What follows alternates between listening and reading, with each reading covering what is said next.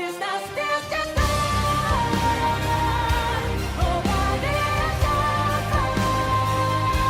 It never was best. So can be understood. It's not the same. Bonjour à toutes et à tous, bienvenue sur cette nouvelle vidéo sur la chaîne. J'espère que vous avez passé de bonnes vacances, bonne rentrée à tous ceux qui taffent, tous ceux qui vont en cours. Aujourd'hui on va parler d'un sujet dont je suis très heureux de parler. On va parler d'un manga, on va parler tout simplement de l'Attaque des Titans. Ça c'est le tome que j'ai acheté il y a plus de 10 ans maintenant. Dépôt légal juillet 2013, on est en septembre 2025. J'ai commencé l'Attaque des Titans il y a 12 ans. Donc j'avais bien aimé en fait la couverture. Et je m'étais dit on va se lancer dans cette aventure sans savoir que ça allait devenir un des plus gros classiques du manga moderne. Je me suis refait une lecture pour l'occasion. J'avais lu ça il y a 12 ans. Et ces 2-3 derniers mois je me suis refait toute l'œuvre. C'est un manga qui comporte 34 volumes. Donc là vous avez le tome 1 et là le tome 34. Et je me suis refait toute la lecture. Et je me suis régalé. Vraiment lire un manga d'une traite, c'est un peu différent que suivre le rythme de prépublication ou de publication. Parce qu'on a toute l'intrigue tout simplement qui se suit. D'ailleurs les pages sont complètement jaunies par rapport au tome 34 parce que ce tome a plus de 12 ans. Et dans cette vidéo on va s'occuper de la première partie. Donc la première partie c'est pour moi, selon moi, du tome 1 au tome 22. Donc voilà, on va parler aujourd'hui donc de l'Attaque des Titans et le titre original de l'œuvre c'est Shingeki no Kyojin. C'est un manga d'Hajime Isayama. J'ai évidemment pris quelques notes parce que je suis quelqu'un de sérieux. Pour vous faire court, ça a été prépublié au Japon entre 2009 et 2021, donc sur une période de 12 ans. Et en France, c'est sorti chez Pika Édition entre 2013 et 2021, donc ça a duré 8 ans. Et dans le monde, l'Attaque des Titans s'est écoulée à plus de 140 millions d'exemplaires, donc c'est un succès incroyable. Je vais vous faire un petit pitch et après on commence la vidéo. L'Attaque des Titans nous plonge dans un monde où l'humanité vit recluse derrière d'immenses murailles pour se protéger de créatures géantes, les Titans, qui dévorent les hommes. On suit Eren, Armin et Mikasa décidés à combattre ces monstres après qu'un titan colossal ait détruit leur ville.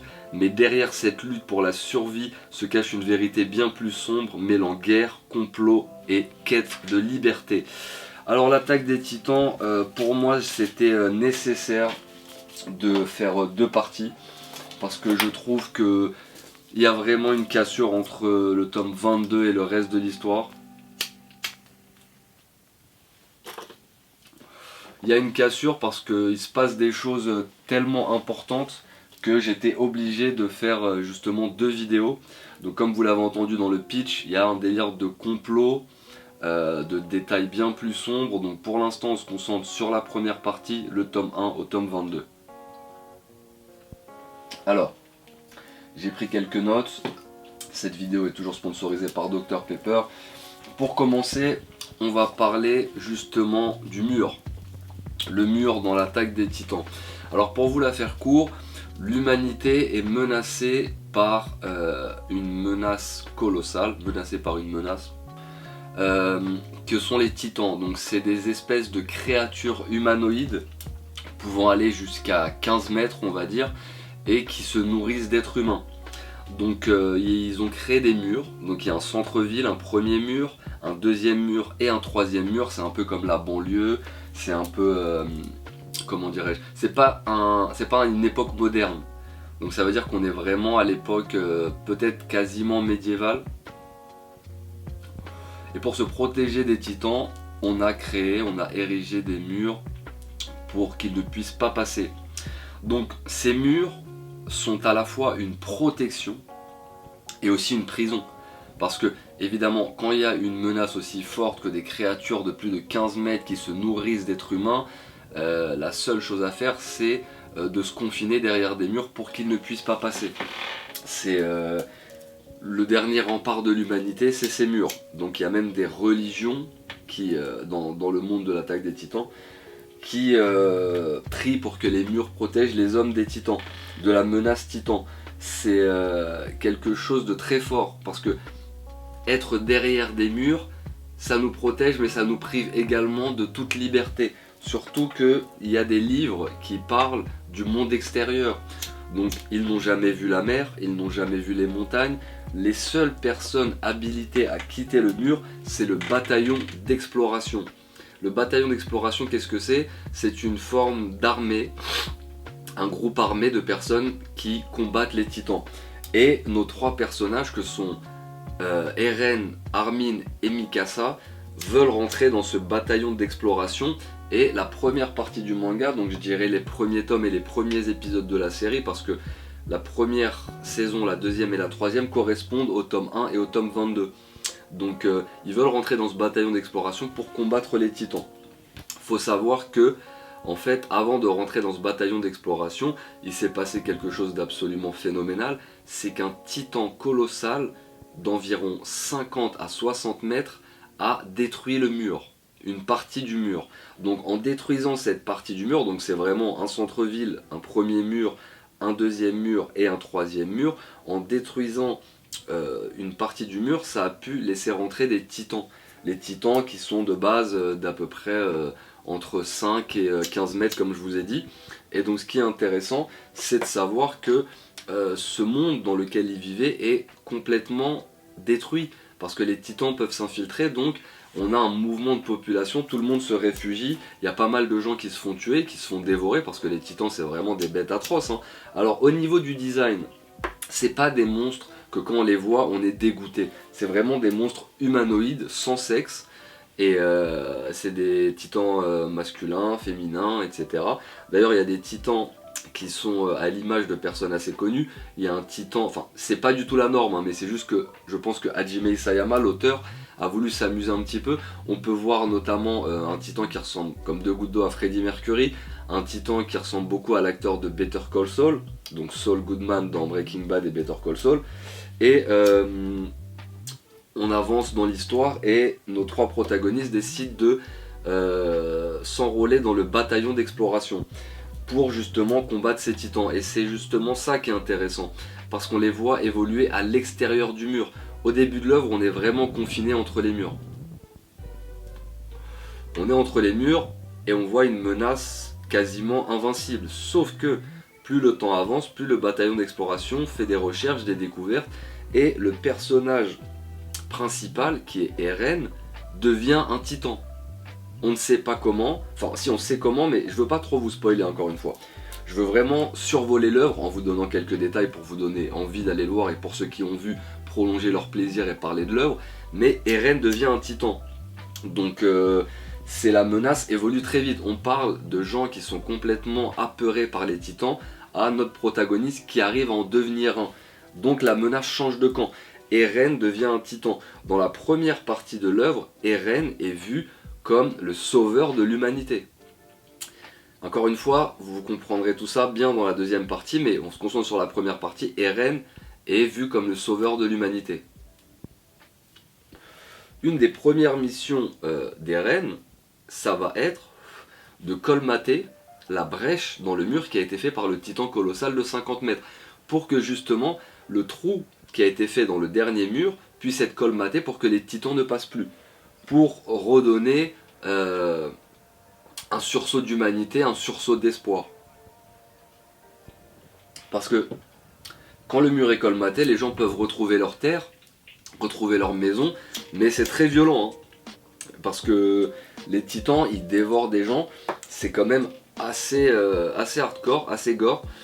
L'attaque des titans est un seinen. Il peut se présenter comme un shonen, parce qu'il y a le côté un peu neketsu, épique, d'aller combattre une menace, de devenir plus fort, etc. Mais c'est un seinen. Les enjeux qui sont disséminés dans la première partie de l'œuvre et bien plus développés dans la deuxième partie, c'est des enjeux philosophiques, c'est des quêtes de pouvoir, on parle de menaces à l'échelle d'une société entière, on parle de philosophies différentes. Pour moi, L'attaque des Titans est complètement seinen. Si vous voulez faire lire ça à vos gosses, attendez qu'ils aient une quinzaine d'années. Ou plutôt 14-15 ans. S'ils lisent ça à 14-15 ans, moi je viens de relire l'œuvre pendant 2 mois et j'ai 33 ans, c'est vraiment des sujets qui sont pas donnés pour des jeunes enfants. C'est pas un Naruto ou un One Piece. C'est vraiment un truc très très adulte, assez gore d'ailleurs, et je le conseille vraiment aux gens qui ont au moins 14-15 ans, qui ont un petit peu de cogite et qui peuvent justement passer à une œuvre un peu plus complexe. On est vraiment entre le shonen et le seinen, mais à la fin, les histoires de complot, les histoires de reconquête, c'est vraiment quelque chose pour moi qui est fait pour les gens un peu plus âgés.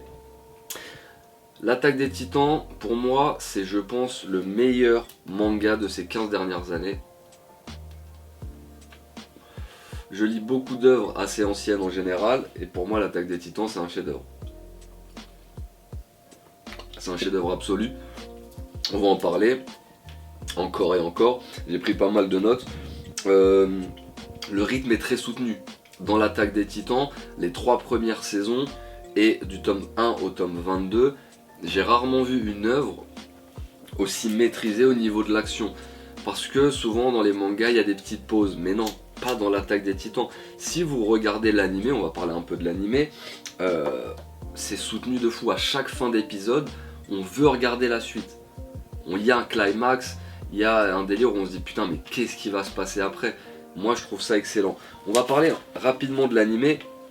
L'animé pour moi c'est un des meilleurs animés qu'il m'ait été donné de voir. Pour vous la faire courte, j'avais lu l'œuvre en entier et j'avais commencé les 2 premières saisons.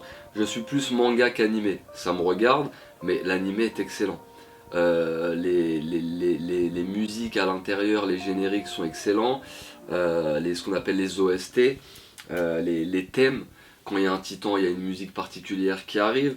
Vraiment, c'est quelque chose pour moi qui était magnifique à voir. J'ai rarement vu une animation aussi bien faite. Je crois que c'est le studio MAPPA, je suis pas sûr.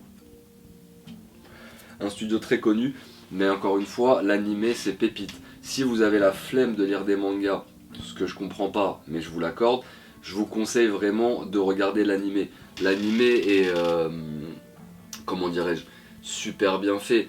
Les scènes d'action dans l'Attaque des Titans, il y a des pouvoirs avec les titans, mais il y a aussi un système qui est le système de manœuvre tridimensionnel. C'est un espèce de baudrier au niveau de la taille, avec des grappins où on peut se déplacer un peu comme Spider-Man, de bâtiment en bâtiment, sauf que tout se gère au niveau du baudrier et de manœuvres tridimensionnelles. Ça donne des scènes épiques.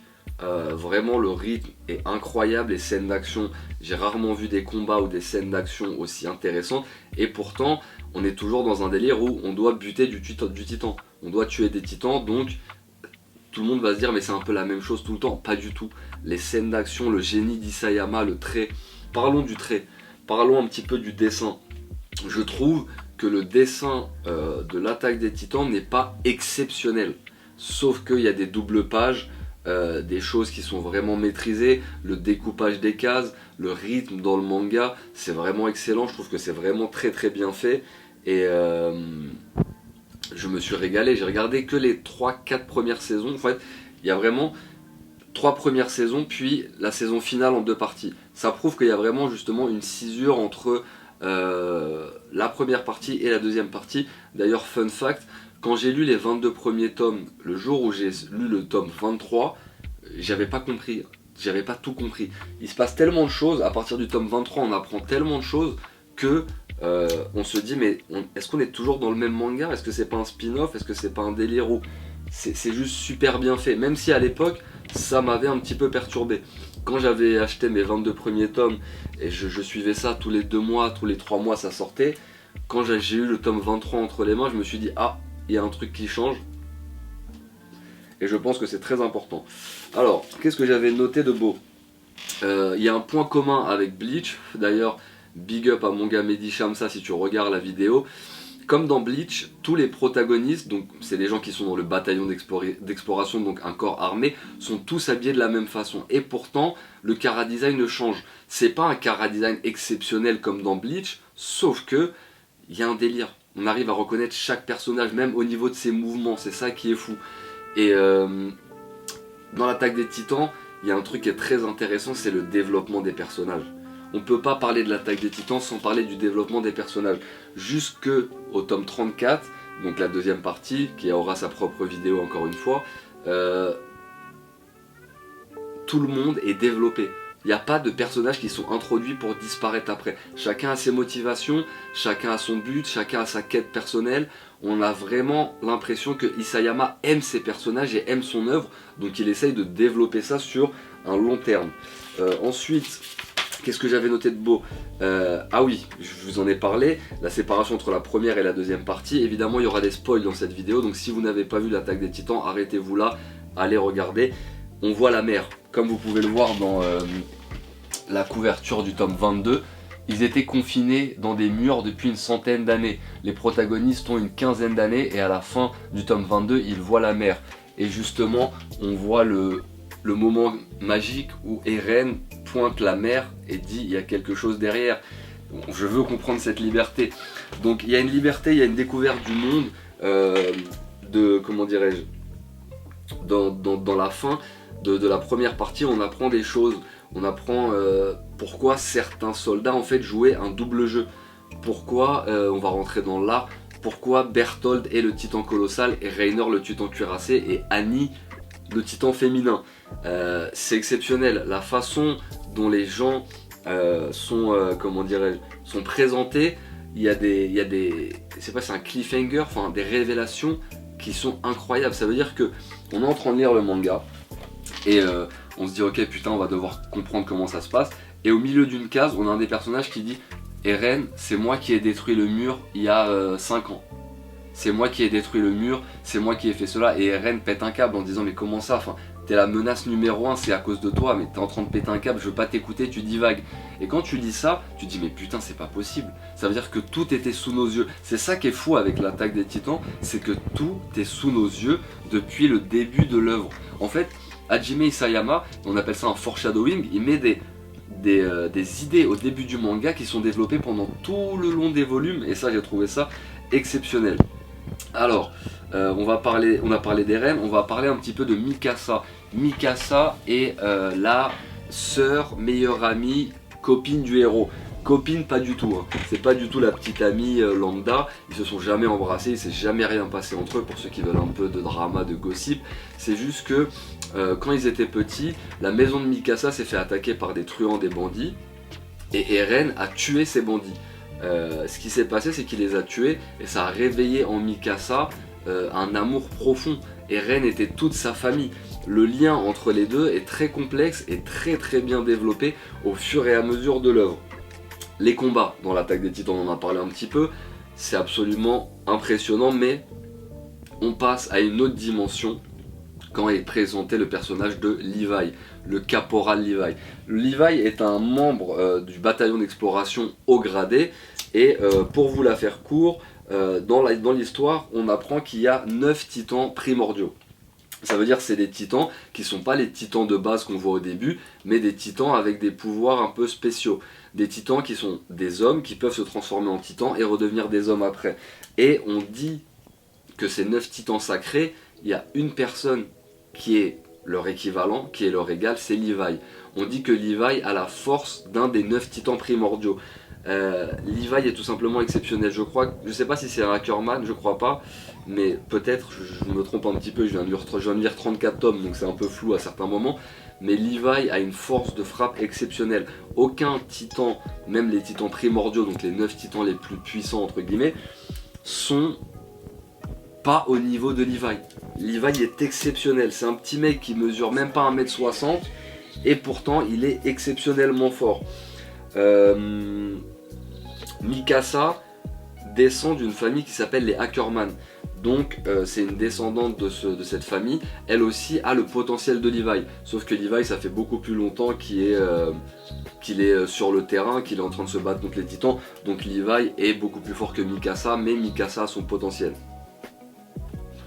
Ce que j'ai bien aimé dans l'Attaque des Titans, c'est que c'est pas une œuvre manichéenne. C'est pour ça pour moi que c'est un seinen. C'est ça aussi la différence entre le shonen et le seinen. Pour moi, une des grandes différences, c'est que dans un shonen, il y a le bien et le mal. Dans un seinen, c'est beaucoup plus adulte, beaucoup plus réfléchi. Il n'y a pas de bien et mal dans l'Attaque des Titans. La raison, la logique, l'espoir sont des concepts qui vont d'un côté ou de l'autre pendant tout le manga, surtout la deuxième partie. Parce que au bout d'un moment, on se pose vraiment des questions et on se demande est-ce que l'Attaque des Titans, c'est vraiment une question sur le bien et le mal. Tout est remis en cause, les dés sont relancés, les cartes sont rebattues. Vraiment, il y a un délire où on se dit ok, là il se passe quelque chose de cool, là il se passe quelque chose de pas cool, qui a raison, qui a tort. Il y a un espèce de flou volontaire par Hajime Isayama qui est pour moi un génie complet. D'ailleurs je sais pas s'il va refaire une œuvre un jour, je l'espère, ça serait excellent. Mais dans l'Attaque des Titans on se pose énormément de questions parce qu'il y a pas mal de comment dirais-je, il y a pas mal de protagonistes qui ont leur propre motivation et c'est très très dur. Isayama a eu le génie de trouver des motivations nobles à chacun des protagonistes. Ça veut dire que dans une situation donnée où on va avoir plein de protagonistes, lui va faire ça parce qu'il a ça en tête. Lui va décider de faire telle action parce qu'il pense à son passé, il a envie de sauver ses parents et encore une fois ce sera encore plus développé dans la deuxième partie, bien que la deuxième partie ne fait que 12 tomes. Tome 23 au tome 34, ça fait 12 tomes. Donc 22 tomes pour la première partie, 12 pour la deuxième. Le nom de l'œuvre. Le nom de l'œuvre c'est Shingeki no Kyojin. Ça a été traduit en français par l'Attaque des Titans. En anglais ça a été traduit par Attack on Titan. Ce qui est marrant c'est que on apprend à l'épisode 58 et dans le tome 22 le nom du titan de Eren, qui est le titan assaillant. Donc en fait, Shingeki no Kyojin en japonais, ça veut pas dire l'attaque des titans, ça veut dire le titan assaillant. Et pour moi, c'est une révélation de dingue. Ça veut dire que pendant toute la première partie, les 22 premiers tomes, on apprend qui est Eren sans le savoir. Parce que l'attaque des titans, c'est une bonne traduction, mais le titan assaillant, c'est en fait l'histoire du titan d'Eren. L'attaque des titans n'est autre que l'histoire de Eren Yeager de son vrai nom, de son nom complet. Donc vraiment, il y a pas mal de choses, pas mal d'enjeux que moi j'ai trouvé excellents. Il y a des révélations énormes avec le père de Eren. Il y a aussi Sig Yeager qui est le demi-frère de Eren, qui a justement lui aussi tout un plan dans sa tête pour sauver l'humanité, alors qu'en fait il fait partie du côté des méchants. Parce qu'en fait, on apprend dans le tome, dans la première partie, que les titans viennent d'un peuple qui s'appelle les Mars. Parce qu'en fait, dans l'attaque des titans, toute la première partie, on croit qu'on est que emmuré en fait, et qu'il y a toute l'humanité. En fait, pas du tout. Pas du tout. Les protagonistes habitent sur une île. Et en fait, il y a un monde complètement développé derrière cette île, qui s'appelle l'île du paradis, et qui a été guerrière. On apprend tout un délire de mythologie autour des titans, on appelle ça le peuple d'Ymir. Ymir était une déesse qui a reçu le pouvoir des titans, qui a ensuite donné les 9 titans primordiaux. On apprend que le père de Eren vient de au-delà des murs, et quand on dit au-delà des murs, c'est au-delà de l'île.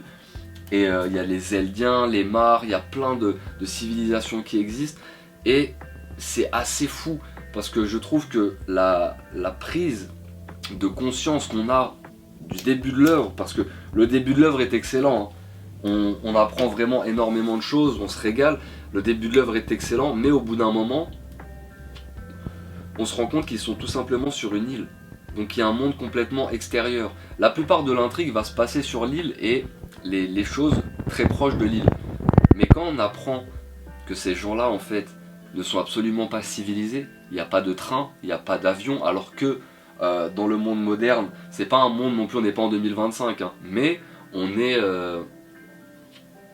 peut-être 100 ou 150 ans après le niveau d'évolution qui se passe sur l'île. Donc il y a toute une prise de conscience et un délire où on se dit putain, mais depuis le début on connaissait qu'une infime partie de l'œuvre, et dans la deuxième partie, là ça commence à se développer très très vite, on commence à avoir vraiment un côté beaucoup plus sombre, on a Eren qui décide de prendre un chemin complètement différent, mais bon, c'était ce que j'avais à dire sur la première partie. Encore une fois, l'Attaque des Titans, pour moi, c'est le meilleur manga de ces 15 dernières années. Il est à la limite parfaite entre le shonen et le seinen, bien que dans la deuxième partie, ce soit beaucoup plus seinen. L'animé est l'animé un des plus regardés et le plus plébiscité par les fans et par les amateurs d'animé. Et moi je me suis régalé pendant cette relecture. J'ai pris soin de bien comprendre. Des fois je relisais des chapitres. J'étais en train de regarder l'animé et lire le manga en même temps. Au bout d'un moment j'ai arrêté l'animé. Parce que ça prend du temps, je préférais lire. Et j'apprenais tellement de choses. C'est vraiment un manga exceptionnel. Je vous conseille vraiment de le lire. Parce que...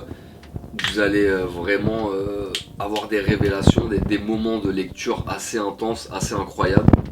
Donc voilà ce que j'avais à dire sur la première partie. Il y aura une vidéo je sais pas quand sur la deuxième partie, où on va pouvoir aller plus en profondeur dans les complots, dans les réflexions, dans la philosophie de l'œuvre. Mais je trouve que la première partie est exceptionnelle. Les saisons 1 à 3 en animé, ça va à une vitesse fulgurante. On a rarement vu, j'ai rarement vu un animé où les choses sont aussi précises et bien faites. Il y a très peu de choses qui sont laissées au hasard. On n'est pas sur un manga fleuve où on a des épisodes filler. Ce qui se passe dans le manga, c'est exactement ce qui se passe dans l'animé. À certains moments, peut-être qu'il y a des divergences. Peut-être que par exemple ce qui se passe dans le tome 14, on va rajouter des trucs qui se passent dans le tome 16 pour la chronologie, pour que ce soit bien compréhensible. Tout petit défaut, c'est que notamment dans la deuxième partie, il y a des moments où c'est des flashbacks et on comprend pas vraiment que c'est des flashbacks, mais ça fait travailler le lecteur. Ça fait dire attends, on est à quel moment là? C'est la suite ou c'est un truc qui s'est passé avant? C'est pas un flashback avec juste des bords noirs pour dire que c'est le passé. Non, c'est plus compliqué que ça, parce qu'il y a un délire de temporalité. On va l'apprendre dans la deuxième partie, avec le titan assaillant, avec le pouvoir de l'originel. Ça je le garde pour la deuxième partie, mais c'est vraiment un manga que j'ai trouvé challengeant et interactif avec son lecteur. Des fois on voit des choses, on lit des choses, on est en train de lire une page, il y a une discussion, on dit pardon, mais qu'est-ce qu'il vient de dire? C'était excellent. Donc voilà, c'était la première partie de l'Attaque des Titans. Si vous êtes encore là pendant la vidéo, n'oubliez pas de vous abonner, un commentaire et liker la vidéo, je devrais dire en début de vidéo. Si vous êtes sur Instagram, venez me suivre, le @c'est KingKourta, je le mettrai dans la description et je vous dis à bientôt pour une prochaine vidéo. Ciao.